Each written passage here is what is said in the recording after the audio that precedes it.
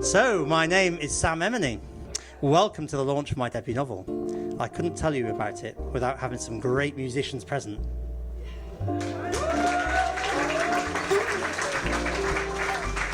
As so much of my life has been dominated by lyrics of songs written as poetry. This is The Old Familiar Places, a story about people, places and things, as are most of our lives. So let's introduce you to chapter 1 and to set the scene. Friday the 17th of October, 1975. I stare at her grave. I'd give anything to talk to my sister. I'm all alone as usual. I listen to the rumble of engines as the church car park fills up.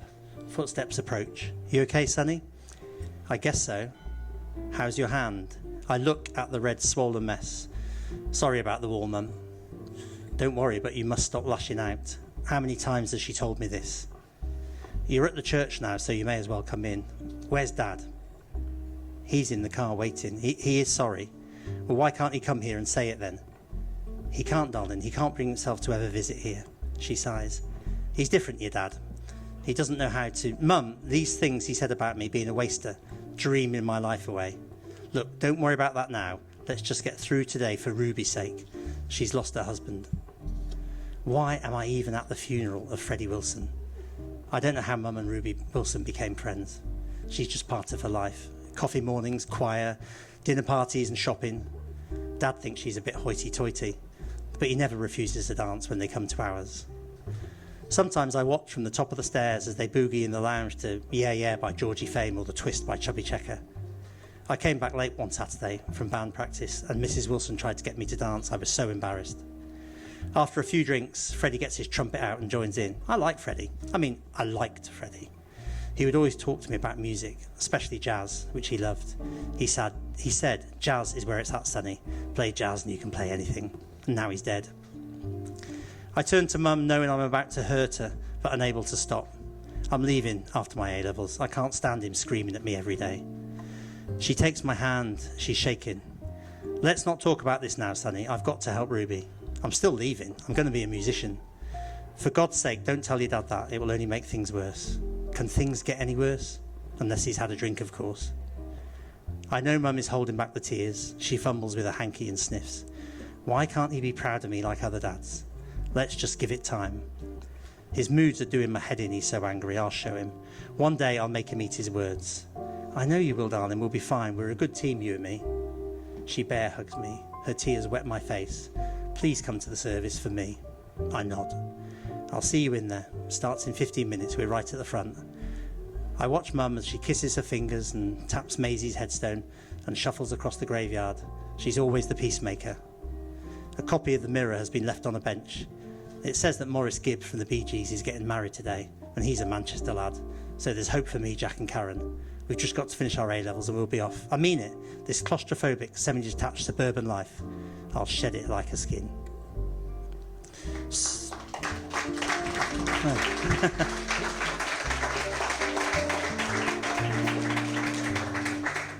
So, right at the start of the novel, we are told that Sonny has a sister that he'd never met, and his dad thinks he's a waster, a dreamer.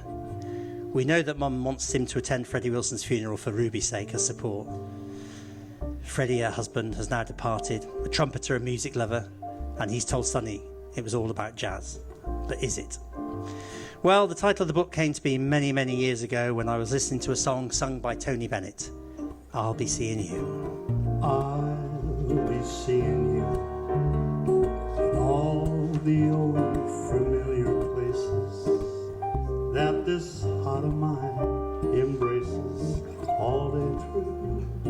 It's a song about love overcoming time and distance, a mental note about how we can conjure up memories and how we see people in the present, in our old familiar places. If you think about it, the song was written in 1944, a lot of relationships had to survive across the world's oceans.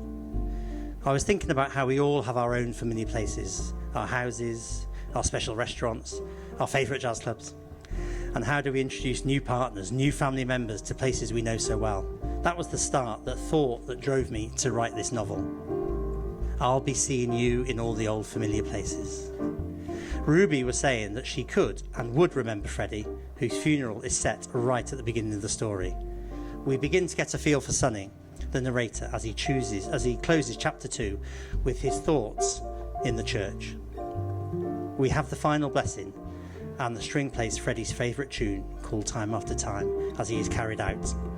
Time after time, I tell myself that I'm so lucky to be loving you. A trumpeter joins in. It is haunting, the notes echoing around the church. I find myself spellbound by music. I'm dreaming about running away, escaping this humdrum existence, until Dad nudges me out, the bastard, and we follow the coffin down the aisle. As I leave the church, Jack, my best mate, gives me a thumbs up. I hope he doesn't see my tears. The song hints at Freddie being a bit of a softie, a lover of romantic songs, but we also learn of Sonny's desire to get away, and he actually states he is spellbound by the music he hears. It moves him to tears. It is this reaction where we begin to understand the Sonny, the young man who hides from his dad, the boy who makes music with his mates and has a desire to escape the humdrum. I can't give too much away, but I did want to tell you about some of the influences the music had on me and therefore the characters. On his 18th birthday, Ruby arranges for her hairdresser to visit her house so she and Sonny can look their best for his party. This is Sonny speaking. There is a strange man knocking on the French doors. Ruby swings them open. "Ralphie, it's been too long," and air kisses London style. He drags a huge case behind him, and as he finishes putting everything down, Ruby thrusts a glass in his hand. "Don't mind if I do, don't mind if I do." He looks at me, disapproves of my long hair in one quick glance, and beckons me to the stool and wraps a huge plastic blanket around me. "Happy birthday, happy birthday." He repeats everything he says with a stronger emphasis the second time. Ruby gives a magazine photo to Ralph and says, "The glamorous couple." He looks at it closely. "Ooh, Robert Redford, Robert Redford." He shows me the photo from The Way We Were with Barbara Streisand, who looks amazing. He raises both eyebrows higher than I've ever seen, sniffs and says, "I'll see what I can do." I am just about to remind him when he grimaces, "I said, I'll see what I can do." Despite my fears, the next hour is hilarious as we trade stories about music, film and Hollywood gossip. After 2 more glasses of champagne for both of us, we are best mates, and Ralphie Baby, as he will forever be known, is coming to my party. Happy days. Standard picture of the smiles that we once knew, smiles we gave to one another, of the way we were. So we have the juxtaposition of Sonny's suburban hell, as he calls it, banging his elbows on the stairs as he climbs to his bedroom, and Ruby's palace called Waverley, where she can host parties and have hairdressers visiting. She wants to look sensational like Barbara Streisand, and she is paying for Sonny to get a makeover too, so he can play the opposite role, Robert Redford. Is she too controlling? Well, you'll have to find out. We find out more about Freddie as the story is told, so these words may be prophetic.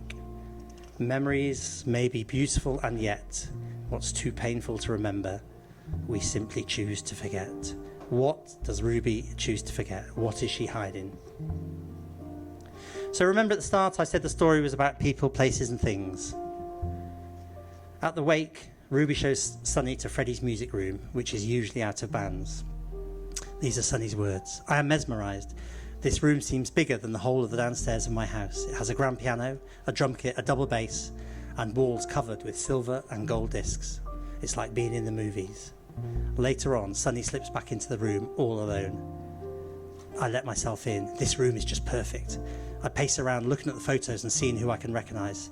Freddie just seemed like a normal guy, and yet here he is with the Beatles in Liverpool, the Stones in Marquee in London.